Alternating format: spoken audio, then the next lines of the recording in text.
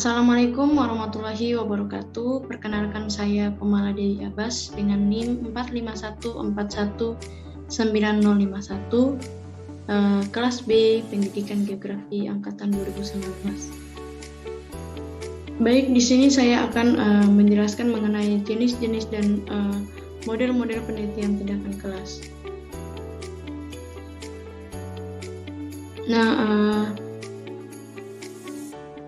Adapun macam-macam jenis penelitian tindakan kelas itu, yang pertama itu adalah penelitian tindakan kelas diagnostik, yang kedua penelitian tindakan kelas partisipan, yang ketiga penelitian tindakan kelas empiris, dan yang terakhir itu penelitian tindakan kelas eksperimental. Nah, penelitian tindakan kelas diagnostik ini ialah penelitian yang dirancang dengan menuntun peneliti ke arah suatu tindakan. Dalam hal ini, peneliti mendiagnosia dan memasuki situasi yang terdapat di dalam latar penelitian.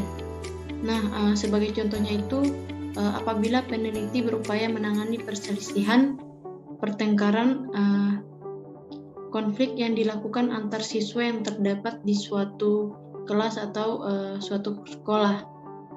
Nah, yang kedua itu penelitian tindakan kelas partisipan. Nah, suatu penelitian ini dikatakan sebagai penelitian tindakan kelas partisipan ialah apabila orang yang melaksanakan penelitian ini harus terlibat langsung dalam penelitian sejak awal dan sampai akhir dengan hasil penelitiannya berupa laporan.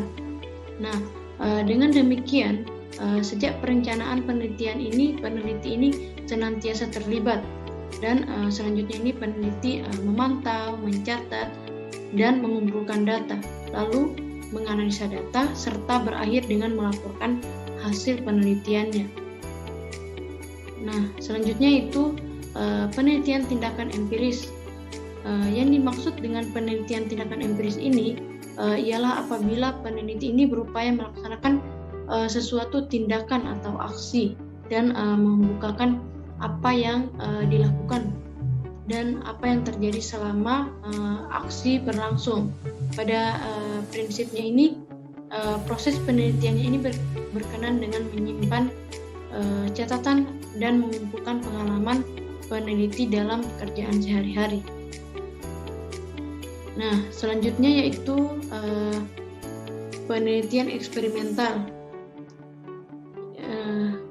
Ialah apabila penelitian ini diselenggarakan dengan berupaya diharapkan berbagai teknik atau strategi secara efektif dan efisien di dalam suatu kegiatan belajar mengajar. Di dalam kaitannya ini dengan kegiatan belajar mengajar dimungkinkan terdapat lebih dari suatu strategi, lebih dari satu strategi atau teknik yang ditetapkan untuk mencapai suatu tujuan instruksional. Dengan diterapkannya penelitian tindakan kelas ini, diharapkan peneliti dapat menentukan cara mana yang efektif dalam rangka untuk mencapai tujuan pengajaran. Nah, selanjutnya itu model-model penelitian tindakan kelas. Nah, ada beberapa model penelitian tindakan kelas yang sering digunakan dalam dunia pendidikan, yaitu yang pertama itu adalah model Kurt-Lewin, yang kedua itu model Kemis dan Mistergaard, dan yang ketiga model John Elliot, dan yang keempat ini model Dave Ebert. Nah, yang pertama itu ada model Kurt-Lewin.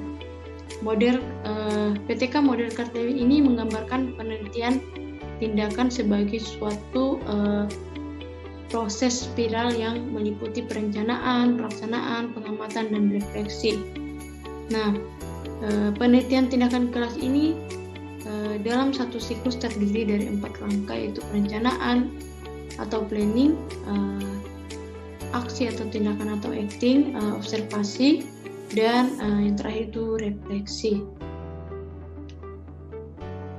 Nah, selanjutnya itu model Kemis and Mistergaard. Model ini yang dikembangkan oleh Stephen Kemis and Mistergaard tampak masih begitu dekat dengan model Lewin, karena di dalam satu siklus atau putaran terdiri dari 4 komponen, yaitu hanya dilaksanakan oleh Lewin, yaitu meliputi perencanaan, tindakan, observasi, dan refleksi. Namun setelah suatu siklus selesai dilaksanakan, khususnya sesudah refleksi, kemudian diikuti dengan adanya perencanaan ulang atau revisi terhadap implementasi siklus sebelumnya. Nah, berdasarkan perencanaan ulang tersebut dilaksanakan dalam bentuk siklus tersendiri. Demikian seterusnya, sehingga PTK ini bisa dilakukan dengan beberapa siklus.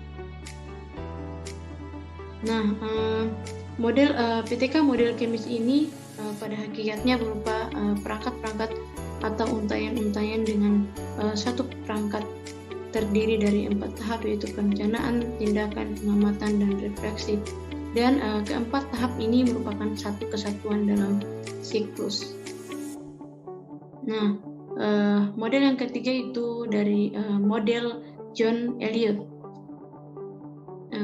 Model John Elliott ini bila dibandingkan dengan dua model yang sudah diutarakan di atas, yaitu model Kart-Lewin dan Kemis and Mistagar, PTK model John Elliott ini tampak lebih detail dan rinci. Dikatakan demikian oleh karena di dalam setiap siklus ini dimungkinkan terdiri dari beberapa aksi, yaitu antara 3-5 aksi atau tindakan, dan sementara itu setiap aksi ini kemungkinan terdiri dari beberapa langkah yang terrealisasi dalam bentuk kegiatan belajar mengajar. Maksud disusunnya secara rinci pada penelitian tindakan kelas model John Elliott ini supaya terdapat kelancaran yang lebih tinggi antara taraf-taraf di dalam pelaksanaan aksi atau proses belajar mengajar. Dan selanjutnya itu dijelaskan pula olehnya bahwa terincinya setiap aksi atau tindakan sehingga menjadi beberapa langkah. Nah, oleh karena itu pelajaran terdiri dari beberapa pokok bahasan atau materi pelajaran.